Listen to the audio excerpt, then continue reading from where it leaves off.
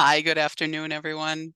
I am Jill Schroeder, president of Sage, and I wanted to be able to host this tech talk with you, Matt, today, just to try something new and different and educate myself on a little tech, actually. So thank you all for joining us. We're recording this session. You'll be able to access it on our website later. So no worries on taking notes. I mean, you could take notes if you want, but Be today's sure there will be a session, pop quiz. yeah, there will be, You never know. exactly. No, but all right, we all need to educate ourselves more on tech. That is for certain. And tech is always so scary, Matt. Sorry, it is a scary topic. So Lowering the fear factor. you're here to make it less frightening for us all to talk about in project meetings. And today's topic is system compatibility and how to ensure all your tech solutions play nice with others in the sandbox, which is a great descriptor of that because the compatibility is always a question. So what kinds of things are you going to be talking about today, Matt, on regarding this topic? Well, we're going to be talking about gigawatts. We're going to be talking about pi, the square root of pi. No. We're going to be talking about hardware, nurse call systems, Yep. security systems, possibly fall detection, could be some AI, and truly any other topics that the audience asks about. Okay. If you've attended our past tech talks, you're going to notice that we're trying something new this time. We are not going to follow a slideshow. Matt is free to bring up slides if he wants to explain some things, but we want it to be more conversational. We want you to type in your questions as you think of them, and I'll be asking them live to Matt if you have any. So we just want you to be able to I think have Matt more accessible to you for questions. So It's let actually us really know. Jill just wanted to see how I did on the off the cuff. She wanted to see if she could really hit me with any zingers. So Yeah, right. let's go. Okay. All right, let's go. Let's jump in. Your first topic was hardware. Go for it, Matt. Well, the interesting thing about hardware is Yeah. it's not necessarily sexy, No. Yeah. right? And but it does get complicated. Have you ever ended a project, looked at the front door with a handicap button, Mm-hmm. a card reader, Mm-hmm. Mm-hmm. sometimes maybe a fire alarm, maybe a Knox box, Mm-hmm. maybe Yep. door swing and Yeah. where all that stuff falls. And Yep. generally it's like you look at this two-dimensional drawing. These days, I know that we're moving to Revit and getting a bit more Mm-hmm. 3D modeling, which I definitely believe that that's going to help coordination happen earlier on in the design process. It's Yeah. just when we're talking about CAD and sort of the two-dimensional modeling is you tend to just put symbols on a drawing, and it's really easy. They fit, they stick. Yep. You don't really have to install it. So the coordination of that hardware is one that from a design team is one that we need to discuss more collaboratively and less in one-on-one conversations, if Mm-hmm. that makes sense. So if you're talking about an automatic door opener and you're talking about Division 8 from your door hardware, your door slab, right? Yeah. Door swing, where it's going, and then you're talking about where a column is and where that door swings open to, Right. and then who's putting the Knox box on there. And those types of things, as far as playing nice in the sandbox, to me, that's what comes to mind as a simple example of how hardware plays with the building space, if Yeah. you will, right? It Because does. when you physically walk up, you're like, why is this here? The door hits it. Why couldn't we make this better? Yeah. Like, Yep. no, that's a great question. So what we found is that to play better in the sandbox, we try to raise those questions earlier on in the design Yep. effort, right? So as low voltage with my low voltage design hat on, Yeah. those are some of the things that we're raising our hand and we're saying, listen, these can't be answered in just a conversation directly with an architect, Right. right? It definitely is going to require an operator to weigh in and give some perspective that we Hmm. then can take action on, right? And sometimes we're going to need somebody who understands some of the systems. That might be access control, that might be the door hardware. I'm sorry, automatic opener, those types of Yep. things as well. Yep. Yep. Um, and you can't. It's not really one trade or one drawing that those No. are all going to sit on, right? So then that's where it then kind of shifts from, hey, we've got our subject matter experts that understand these various systems, to saying we want to equip an architect and the Right. CA team with the knowledge and to help guide the GC to execute on the coordination of that hardware, if that makes sense. Yeah, it does. It makes me think also too, it's related, but it's not related, but it is thinking ahead on um the amount of, I want to say, a tech room too, because it could Base, affect square footage. Yeah, your base, right? because if you choose a certain cable Mm-hmm. system for speed of connectivity, it's going to require more tech room. So it's thus planning for more square footage or rooms as a stopping point kind of thing, but or an access point, but that So affects us from a it planning standpoint. But it does, and like you said, to lower, let's like in an effort to lower the fear factor, to lower the noise floor on that, yeah, right? Is SD phase, right? Like yeah, during the schematics, or early DD, before you really baked the walls. yeah, From a low voltage design standpoint, we can help provide architects, the design team, with enough logic on room size and layout and locations yeah, that give the architect layout team the ability to move them where they need. yeah, So we're not, and I'd say that's what you want and need from my perspective in a low voltage consultant design team is you really don't want people that are rigid and saying, well, this is just the way it has to be. yeah, We, it's like saying that senior living has a single prototype and that fits right. every site. Like, Right. yeah, I that would say it's even earlier than SD. It's in pre-programming or when we're writing the it program for square footage it too, and sure.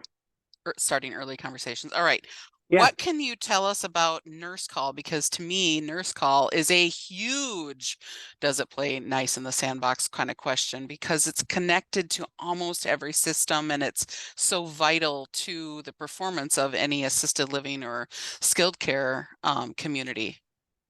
Yeah, Any, I would for sure. I mean, the nurse call system for senior living, right, yep, has yep, it started and has continued to be the central nervous alerting awareness platform, right? Like that's how care teams and department heads know yeah, that a resident needs help and is okay at the end of the day, right? Like that's fundamentally what it's delivering these days. right. Which means that systems have needed to feed into that. You Mm-hmm. know, one of the things can be fire alarm system. Yep. So if a resident smoke goes off, how is that just notification that room 201 or 301 or 901, right? Right. Not that you only have O1 room numbers, but is getting a smoke so that way a smoke detection, right? A smoke alarm, not going out for a smoke.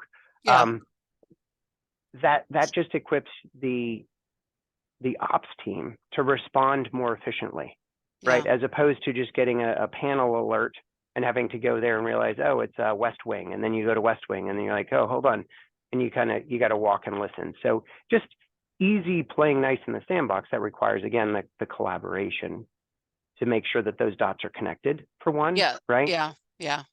It can get so complicated, and that's where um we look at those new technology systems, for example, to read into the nurse call. Like I'm Mm-hmm. thinking of a project that I'm working on right now where it's new technology for fall risk, and it's going to notify the nurses, and it's new technology for what is it, controlling the if someone enters or leaves, but also in the terrace or the outdoor like spaces. like wander management type Yep, water or management right.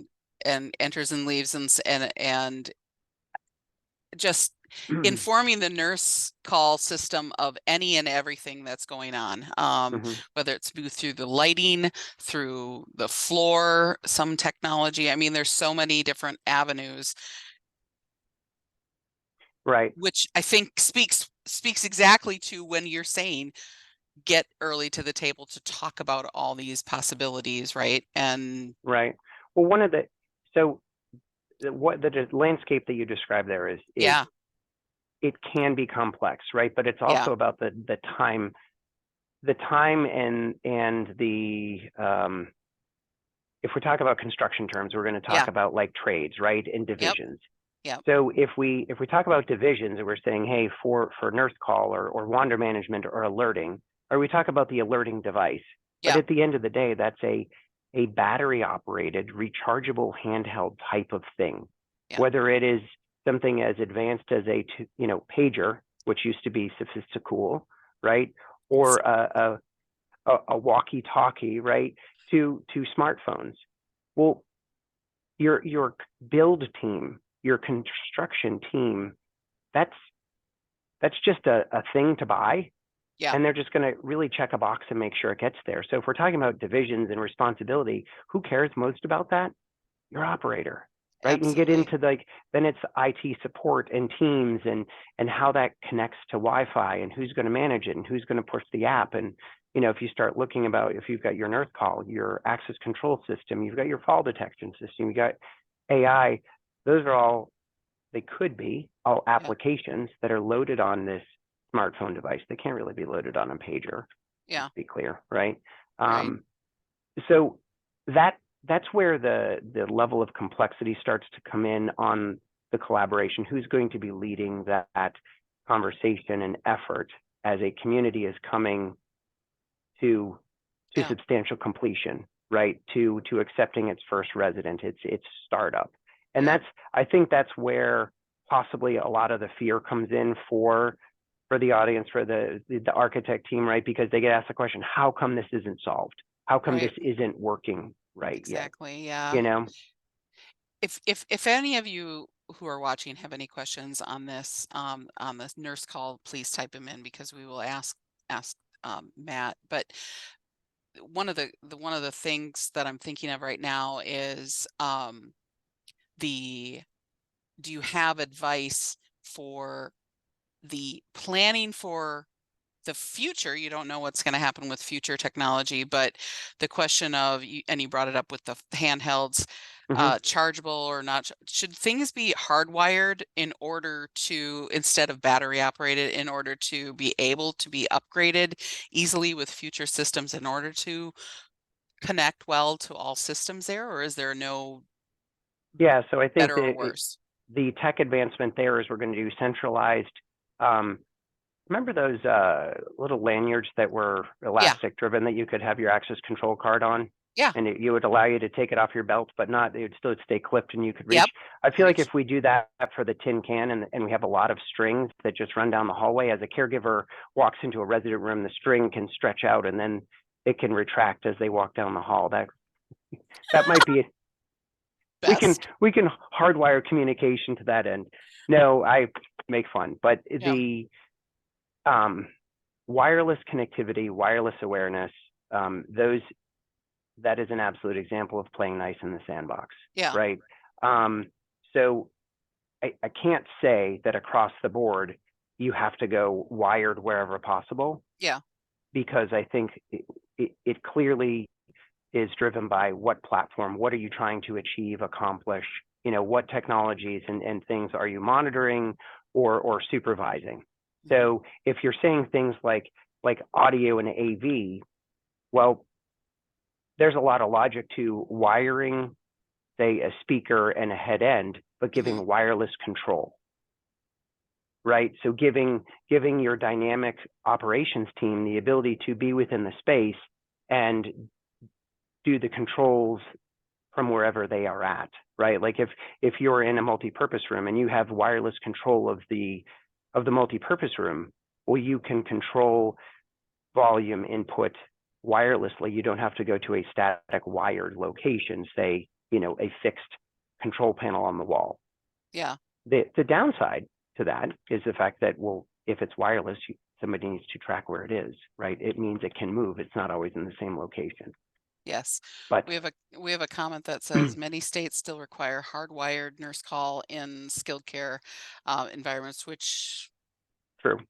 true. True. Yeah. For nurse call as skilled nursing, absolutely. Obviously the AHJ licensing requirements, the things that need to be, Hmm. obviously have to be. Yeah. But that example for nurse call, for e-call, there are some states that have, I think Tennessee is definitely one of them, where if you're putting in an e-call system in assisted living, that system has to be UL listed. It can't not be, Yeah. right? But Tennessee also does not require you to put in an e-call system as an assisted living provider. Yeah. So it's an interesting anomaly.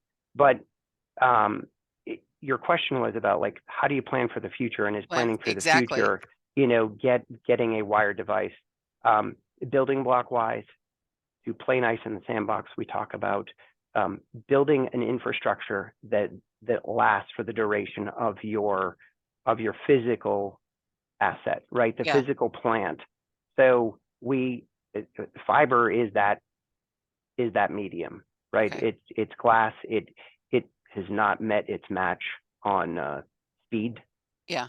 right? So basically, you can upgrade your electronic components and take advantage of the upgraded speeds that achieves, as opposed to needing to run new wire Yeah. in order to get that system upgrade, Okay. which drives the need for playing nice in the sandbox. Because if you're talking about a fiber medium and you're talking about electronic components, well, we need to have access control, e-call, wander management. We might Yeah. need to have fall detection, or might need to have any other future AI, whether it's robot, whether it's in-room monitoring, and Yeah. resident experience type systems that get deployed, digital signage. All of those things ride on the transport layer, right? Like, Yeah. those are the things that are communicating over the infrastructure that our owners, operators, and developers are saying to us as a design team, hey, I just need to get this thing built, right? Right. That the collaboration from us on a low voltage side is also at a certain point, once we get beyond, say, DD, and we've given you the framework of the building, the physical footprint, and we've picked the rooms and that sort of thing, Hmm. we move on to system selection, right? And the system selection does require input from the various vendors to make sure, because you're not necessarily hiring your GC to go do a sourcing of the technology that you want installed. We Hmm. need to provide the GC some more guidance and direction on which technologies, and possibly even as narrow as which vendors we want in this project. Does that Right. make sense? And which technologies might have some more complications than others because it's newer or something like this too It's not only complications there, but it's also about the implementation of it. yeah. It's about the deployment, right? It's easy to purchase it, but Yeah. to get it installed, commissioned, trained, that gray area. It's like the GC's focused on substantial completion, but then it's like the operator is focused on, like, yeah, that's one piece. My work starts after. Like, Right. I've got licensing and startup, and there's a whole slew of stuff, some states require. So Yeah.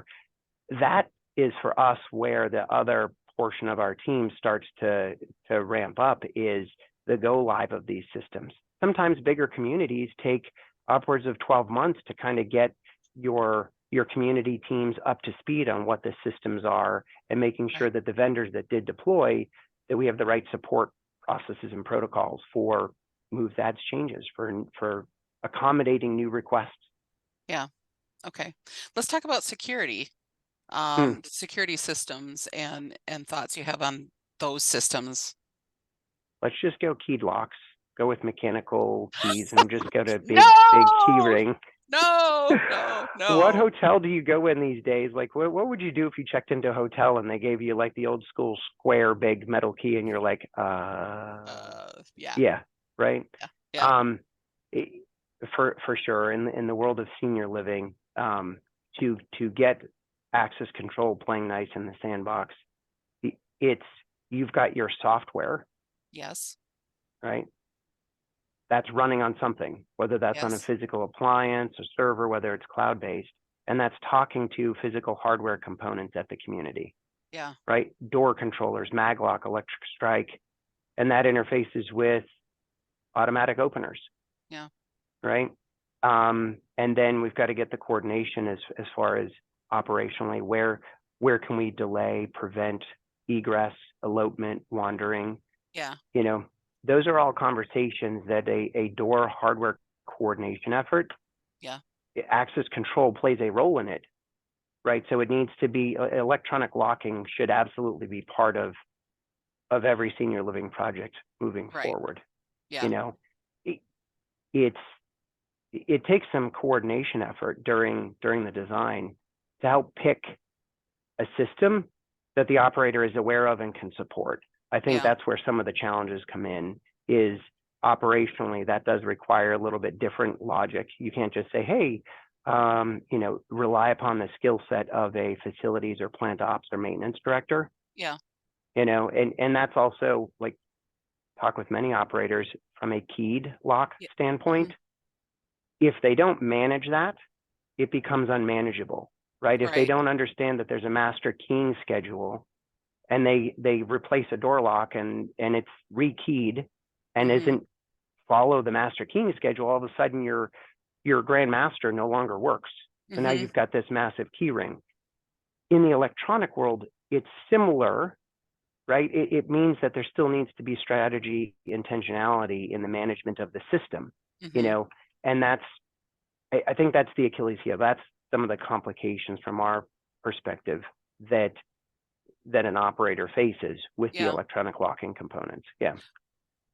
In that same vein, too, thinking of it from a staff standpoint of making staff access to areas easy and not complicated and more intuitive and safe. Hmm. I'm thinking of um, planning in that big picture for the video cameras that Right. watch over delivery doors, so at night no people feel safe. But then also too, we've talked about security systems where you can have all these security cameras on these large campuses, but are there enough people to watch those, or what advancements, or how do we again, does it tie Right. into nurse call again, or I mean, ugh, complication of, So yeah. yeah, the complication I think, Jill, that you keep driving at is really it's I think it stems from the fact that that operationally these are Yeah, some of the complaints that come they from a are. community, right? And Right. it's like, okay, how do we Yeah. solve these from a design standpoint? And Right. and and so the answer is, back at the start of the call, there's strategy, which Yeah. was one of our previous tech talks, right? Like, what does that operator want from this community, right? What are they trying to achieve? That allows us as a design team to start helping narrow down the systems, the selections, right? Hmm. So that plays a role in video surveillance system selection. That plays a role in access control system selection, Okay. right? Um, so, but one of the key members of this is an operator, right? Like, we're buying and building this Yeah. project for them to operate. Hmm. And generally that tends to be for us one of the gaps and one of the challenges that exists in a project, is that team's not hired yet. The Right. executive director is unknown Oh, at that point, oh my gosh, exactly. Yes, right? makes it difficult. Right. We have another question that says there are so many options available in nurse call systems. Does TAS or G have all that technical and cost information for this, or do you bring in different vendors and then help facilities or communities compare the best solutions?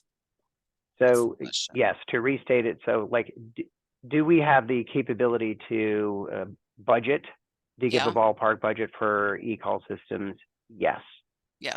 Is it a hard and fast quote? Obviously, no, we're not going to give a quote, but we do help and assist, whether we do a takeoff as far as Hmm. quantities to make sure that we're all aware of what we're talking about, we would expect to see from a bid. Hmm. Um, all the way through to system selection. What are the, like, hey, if we're an operator and what e-call systems exist, what should we even be looking for? We have no idea. Yes, we can go through that effort with that operator directly on Okay. more of a system selection process. Does that, I think that might answer all the questions. Yeah. Yeah. Almost placeholders for all the systems that you're going to at least plan for to have an understanding for so that there is an accurate budget, right? Is that what you're saying Yes. too? So Yes. as Okay. playing nice in the sandbox, budgeting is absolutely one of them, right? So when Yes. we start in on a project, one of the first efforts is really a budgeting exercise. Yeah. And for our perspective, a budget is meant to define the playing field. Like we need to make sure that this project can go live and that what is envisioned for the space from a tech standpoint, from an ops standpoint, is going to be able to be accomplished, achieved. Yeah. And so we have to give an order of magnitude. Like that to us is what a budget means. Yep. You know, if we're helping define a budget, we're not spending dollars. We're helping define a framework so that those dollars can be spent, right? And they're more accurate or as accurate as you can As get them. right. Yes. Yeah. The goal is right to define. Let's just say anybody that says, hey, I've got a low voltage budget. When we first started this, some people were like, yeah, we got it like Got it. $200,000. I'm like, what's in there? You know, what are you buying Be for more that? clear. We might Yeah, be yeah, missing some things on it. Okay. exactly. All right. What can we say? What can you tell us about or give us tips about on fall detection, fall risk hazard Yeah. areas and fall detection or fall prevention? So Either. fall detection. Yeah. We also have like the AI and you know the machine learning and the components there. From an operator standpoint, I know that there's a lot of conversations that I think all of us Yeah. have. Like we're going through, you know, whether if you're at any conference, doesn't matter whether you're architect conference, whether you're a tech conference with senior living, It's a people hot are talking. topic. It's a hot topic, right? Hot. Yes. Yeah. And so one of the things that in lowering the fear floor is saying there are systems and components that take advantage of AI that Mm-hmm. enable an operator and a community to take advantage of AI without needing to feel like I have to go buy AI to put in my community. Mm-hmm. An example of that exists in fall detection, some of them in eCall, some of them in the care platform. Some of those systems take advantage of artificial intelligence and machine Mm-hmm. learning to gather and assess the data that is being fed into the systems to provide some responses, some scenarios. I mean, that's what fall detection is doing. It's definitely taking advantage of an AI platform and technology to say, hey, Mm-hmm. this person has fallen. I think that's what's helping accelerate the development and a lot of vendors trying to capture this. Yeah. Some of the challenges that we see a lot of vendors come into this industry and they think it's just like they're going to sell it, it's going to be amazing, and they're going to deploy it, and they don't understand the landscape of Right. what it takes to run a senior living community Yeah. and operate the systems that are there, Yeah. right? And that to us is what drives the playing nice in the sandbox, is that we're Yeah. saying, hey, we need to look at the wireless frequency. We need to look Yes. at the administration. We need to Yeah. look at the alerting platform. Are you going to be sending an alert to an app? Okay, is that Yeah. app going to be on the handheld? Let's make sure what that Good looks point. like, Yeah. right, from an operator. But again, all those things, Jill, we're looking and working with an operator on, Yeah. right? And we can't really be doing that total 100% until this project is kind of getting closer, right? Yeah. That's also when an operator starts to actually pay attention to the project. Well, When you're and doing doesn't footings and roughing, you know, they're kind right. of like, whatever, call me when you're ready. Right. Right. Also, with the Yep. new technologies coming on board too, I think there's a concern, well, at least from my standpoint, is um, for fall detection, those systems take a while to learn a pattern, right, Yeah. of the resident. Yeah. And so maybe people don't realize that it could take a year for that system to be very good at fall detection and determining if it's a human or something else. I don't know. And the other key thing there is does it need to be specific to a resident, right? Yeah. So, you know, if Mrs. Jones or Smith moves into, let's call it 202 Yeah. in AL or IL, right? You've Yeah. got your fall detection system in there, and then all of a sudden, an event happens, or they might need to move into AL. Yeah. Is the fall detection that was learned, the patterns, Yeah. operationally, that's the key, right? Like if you and I are just treated the same, Yeah. and the fall detection can differentiate between and can alert, then that's amazing. But if it Yeah. requires learning the unique person in the room, to me, operationally, that's important for an operator to understand, because that needs to be updated in their move in, move out schedule Yeah. for a room True. flip, right? Yeah. Believe it or not, it is 12:30 or my time, 12:30. It's been a half hour. It's Unfortunately, happy we haven't already. talked all the exactly. We haven't talked about all the things we wanted to talk about. We want to talk more about AI. I think that might be a good topic for another tech talk, honestly, Matt. But so I'm excited to do this again. I want to be sure that you all know about the future tech talks, and if there's a topic that you want covered, please send it to us. You could type it in the notes right here, Mm-hmm. or you could email us, or Matt, I think they can write to you or something. But our There is next, bat yeah, symbol. A bat that's symbol just there flashes in is the sky.